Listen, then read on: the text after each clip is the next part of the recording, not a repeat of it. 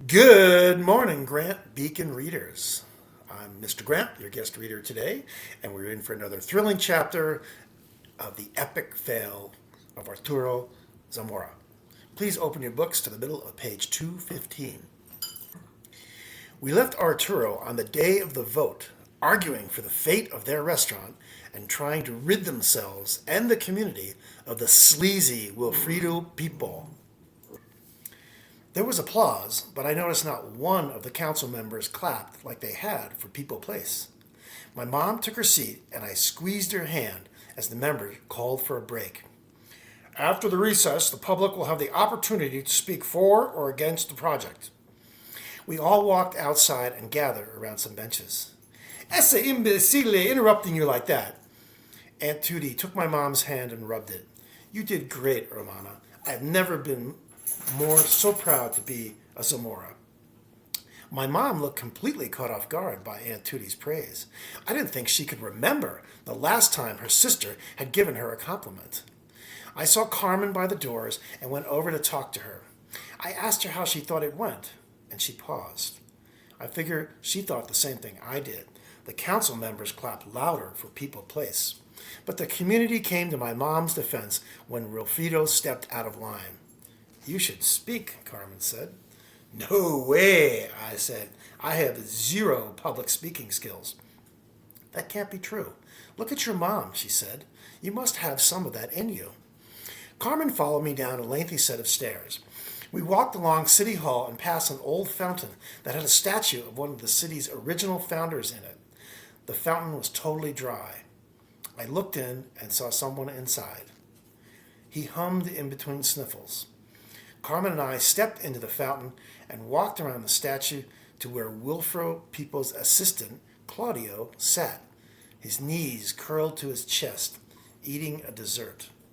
He turned around when he saw us.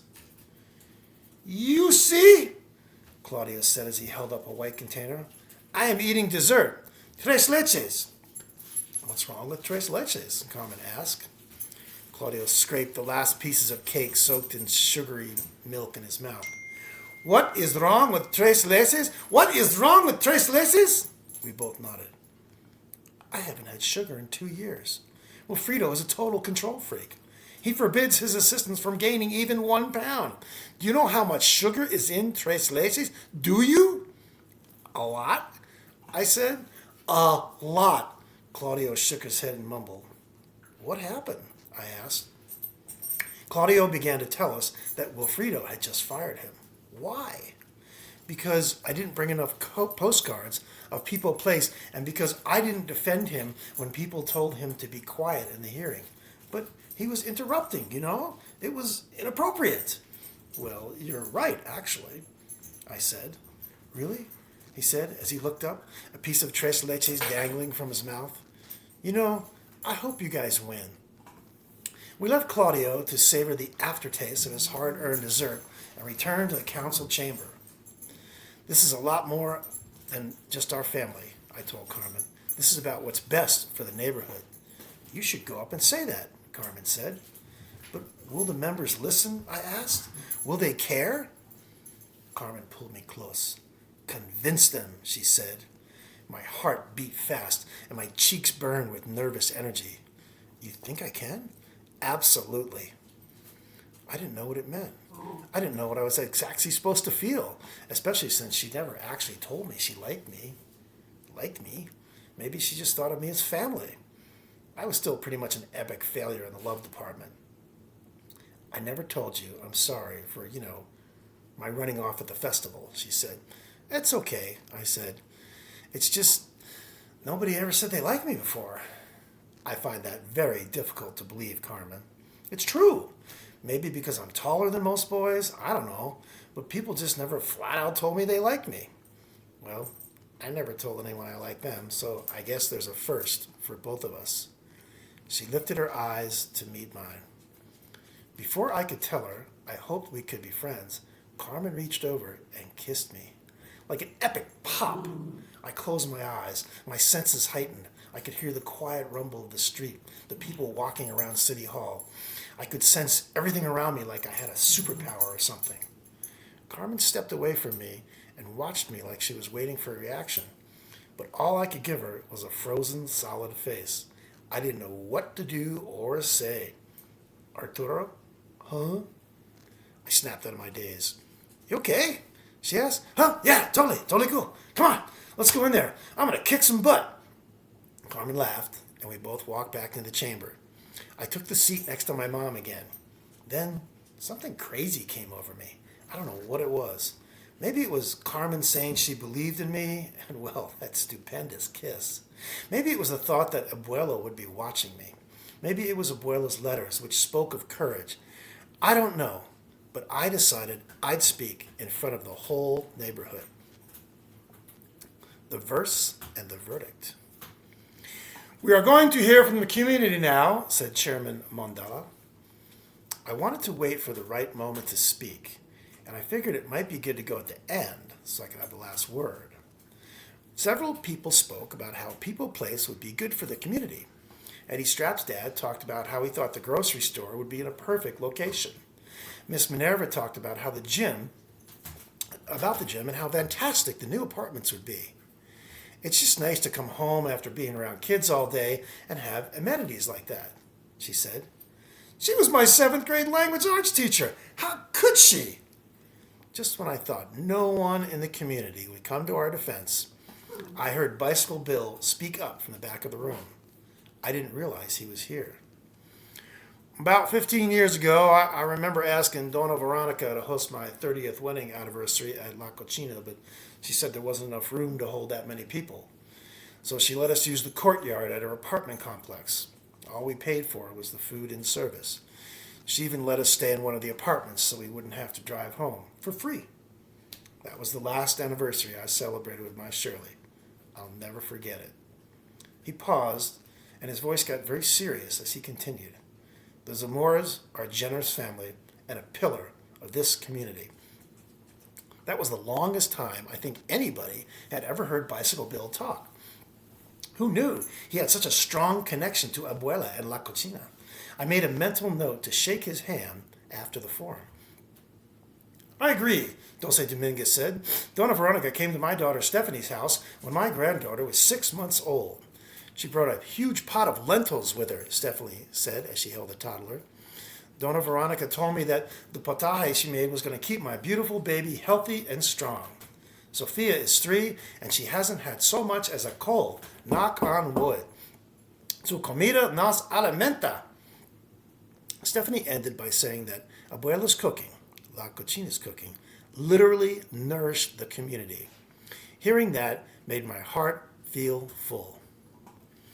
Mr. People said earlier that People Place was exclusive and VIP. Could we talk about what that really means? It was Aunt Myrta. I hadn't seen her earlier. I guess she was one of the people who were sworn in to speak when I was too nervous to turn around. She must have taken an early flight from D.C. and gone from the airport straight to City Hall. Aunt Myrta's face was stern. She was really tall and easily commanded the attention of the room.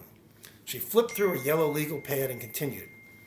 According to my research, People Land Holdings, LLC, is offering premium rates to residents.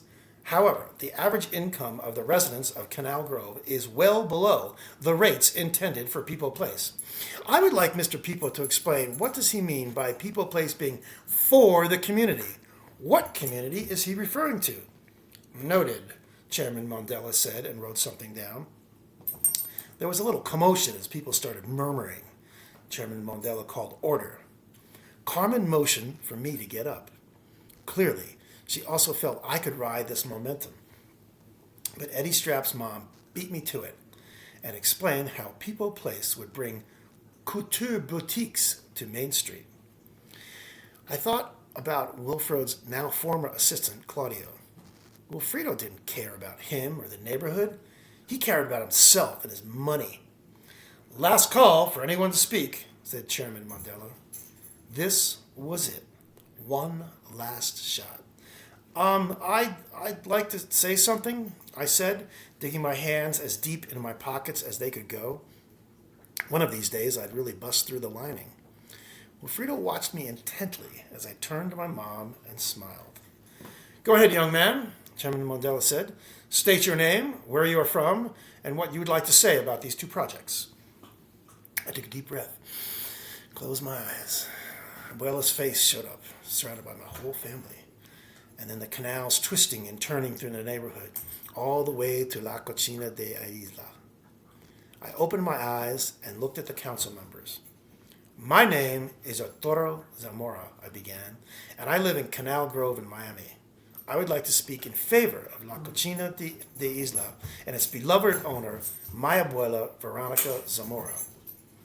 I pulled out a folded piece of paper I'd been carrying around since that night in Abuela's apartment. I opened it up and stared at the words I had written. I wrote this when Abuela and I never read it to anybody. It's not very good, but I guess she would have liked me to read it. It's called Tuyo. In the silence, I hear a melody in the ocean. In the ocean of solitude, hang on, sorry, let me start over. In the silence, I hear a melody. In the ocean of solitude, I sail on a ship to shore where you no longer are. In the heat of 1,000 summer days, I try to cool myself in the shades of floribundas, the coolness of the earth that you planted for us all. You nurture and teach. You bring hope when hope is lost. Your journey prepared us for our journeys beyond. Gracias, abuela, I said quietly. I folded the poem and put it back in my pocket, next to the picture of Abuelo dressed as Jose Marti.